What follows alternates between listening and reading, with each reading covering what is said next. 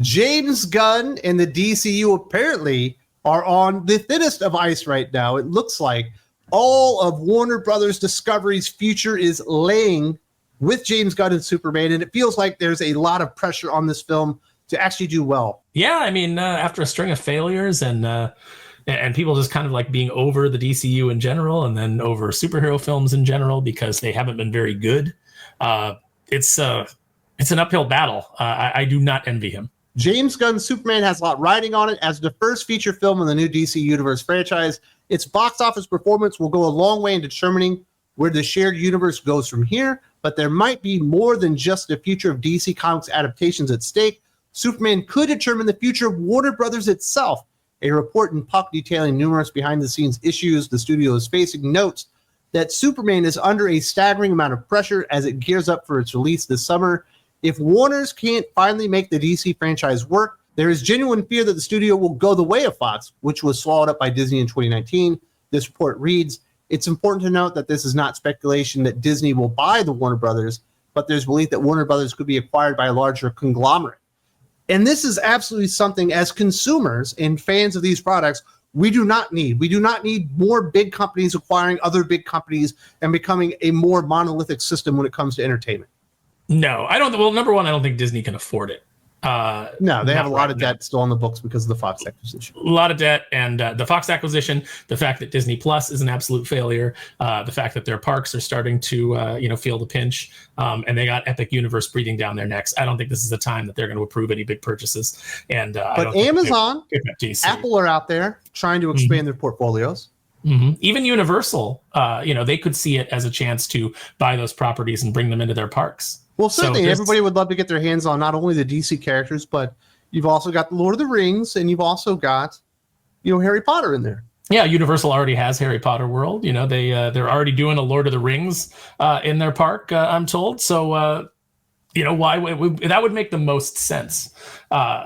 Would they be able to churn out good films? I don't know. But should they ever put themselves in a position to where if Superman from James Gunn doesn't work, he's made one film with Warner Brothers. It was The Suicide Squad. It didn't do well, but that was during COVID. But if it doesn't work, basically all bets are off, and they're just going to have to sell it to the highest bidder. I mean, I think that they just don't have any confidence in it, and they've got to peel it away. Warner Brothers has been an albatross around their neck. Zaslav has not made the best decisions while he's been there. He certainly made some good ones. I think axing that Batgirl film and taking the tax write-off was probably a good idea. If they contractually could have done that with The Flash, I think that would have been a better idea than releasing it in theaters. But hindsight is 2020. But you and I were saying that to begin with. We were like, maybe just cut your losses with this dead universe and don't even put this out. Aquaman 2, same deal. These are all things that have put a stink on the DC brand. And even James Gunn coming out with a new Superman movie, it's already got its critics. It's already got people sniping at it for various reasons. You've got your Snyder bros that hate it just out of hand. You've got people who are looking at it and going, I don't like the costume. I liked Henry Cavill better. There's a lot of challenge for this movie already. Just, that has nothing to do with the actual film itself. It's just a lot of resistance to it in and of itself. So I don't know. I think that they're in a very bad position. But again, you and I have talked about the fact that we don't think that James Gunn is making the best decisions for the DC universe. And one of those big missteps is the fact that he's so enamored with Tom King and Tom King's writing. Well, yeah, and they're fast tracking the next movie, I guess, would be Clayface and then Supergirl. It's like, well, you've already got Superman. You probably shouldn't be doing a Supergirl movie before you do a Batman movie or even a Green Lantern movie or a Flash movie. But it feels like they're starting to kind of scattershot everything at the wall, which was the ultimate demise of the original DCEU, although they had a bad creative direction from the beginning there. There's already rumors behind the scenes that the Superman cuts, because, Warner Brothers Discovery is so invested in this doing well, it has to do well, that there's a lot of oversight on it. There's been a couple of screenings of it.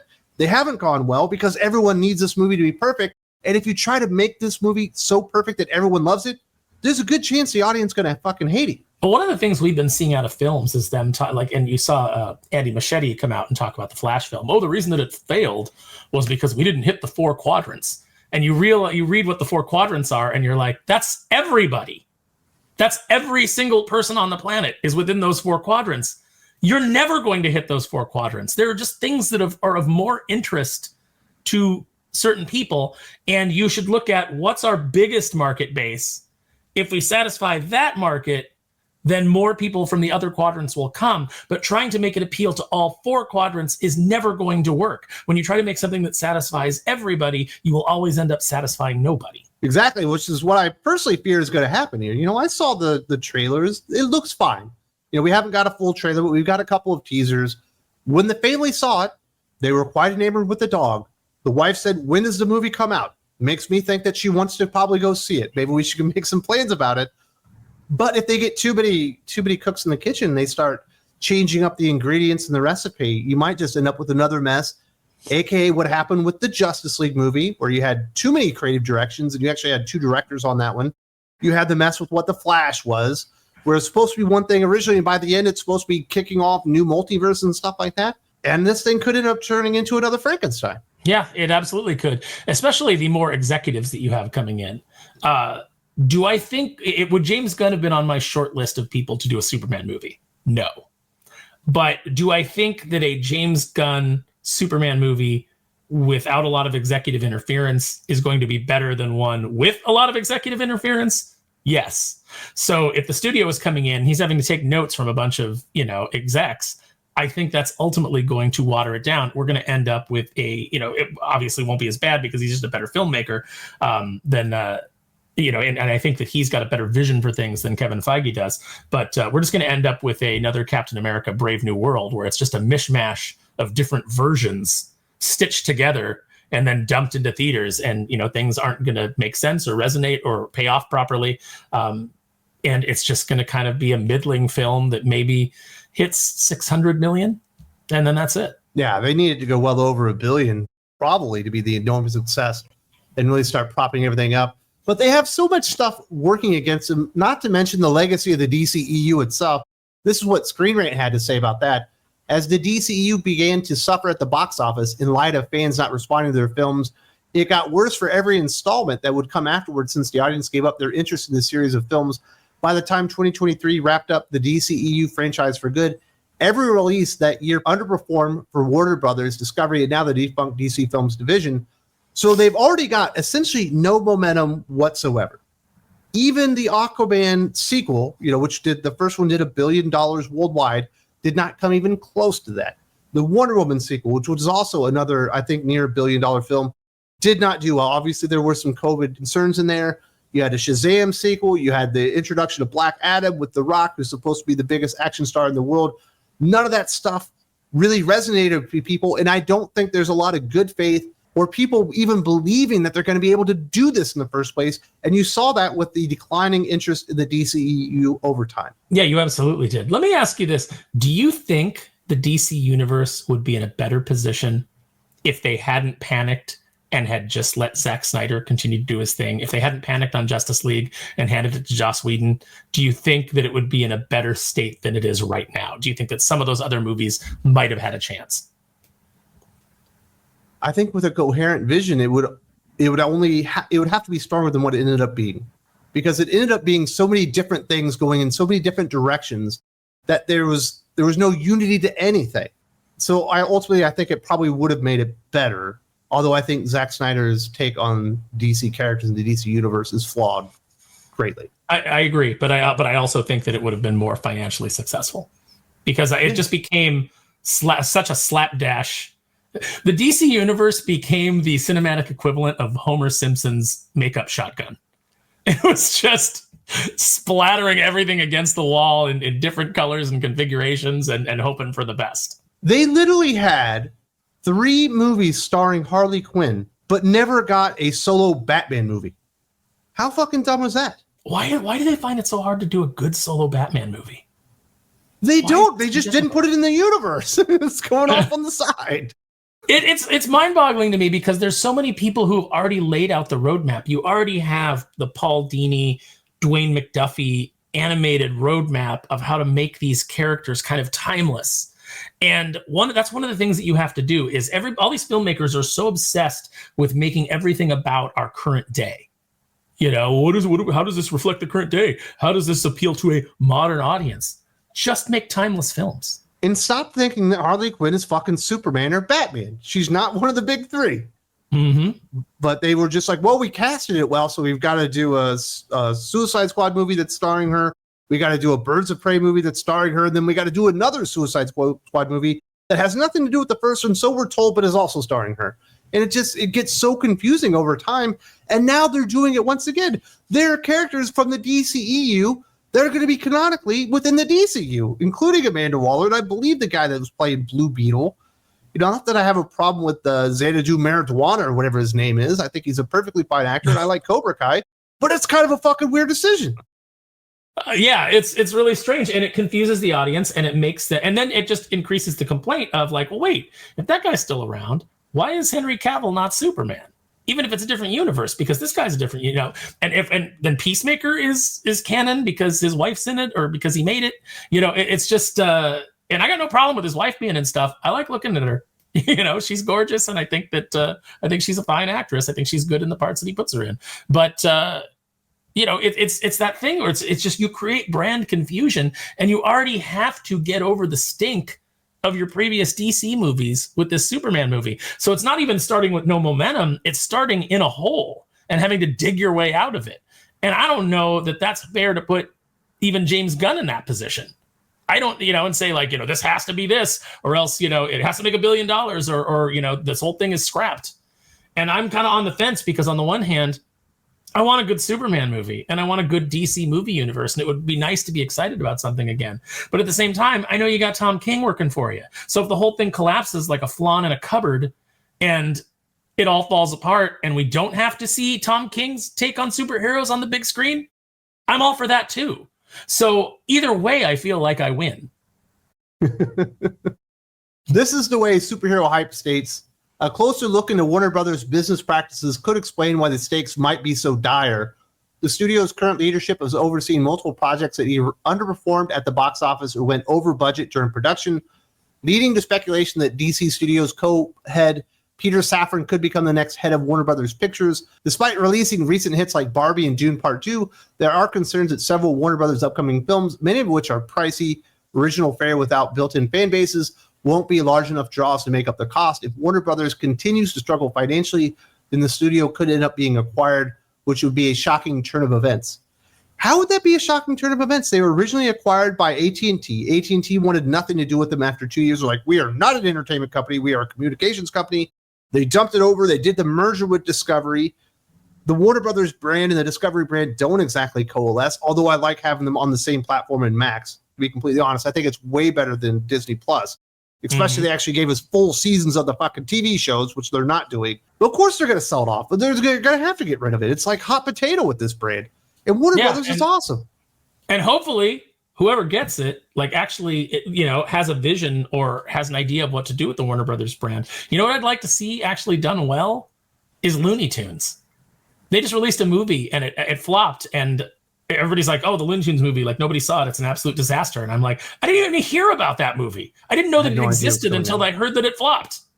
So they put no marketing. Apparently they removed all the Looney Tunes shorts off the Max app as well. Yeah, and they shelved, Coyote versus Acme, which everybody said was really good. They shelved Scoob 2, which probably, that's an evergreen brand. That probably would have done well. I know Paul Dini was working on that. That probably would have been good for them. But, there's a lot of stuff that they shelved that I'm like, why did they do it? And then there's a lot of stuff that they released that you're like, why in the hell did they do that? There's no rhyme or reason, it seems, to the decisions that they're making. So it going to somebody else wouldn't be shocking, and it almost might be the best thing for the brand. It should almost be expected at this point, because I like Superman, one of my favorite heroes. He's not my number one, but he's definitely in my top 10. I like a really good Superman movie. I think Man of Steel might have been the best thing that Zack Snyder did within the DCEU. I don't like Superman Returns, but I can stomach it just because it's Superman. I would love a great Superman movie. But I don't believe this will end up turning out well for them, because nothing has in years since basically Aquaman. And nobody's particularly interested in going to the cinema anymore. And there's multiple reasons for that. There's the short turnaround to it coming, to streaming services. There's the fact that there's no digital media anymore for people to purchase. That hurts them, because even a movie that didn't perform very well at the box office can end up turning a big profit. Physical media. What did I say? Digital media? Yeah, yeah, physical media. I was like, no, everything's VOD. Yeah, everything's VOD, which is a disaster. It's like you need to go back to physical media. You need to be. We need to be able to purchase these things.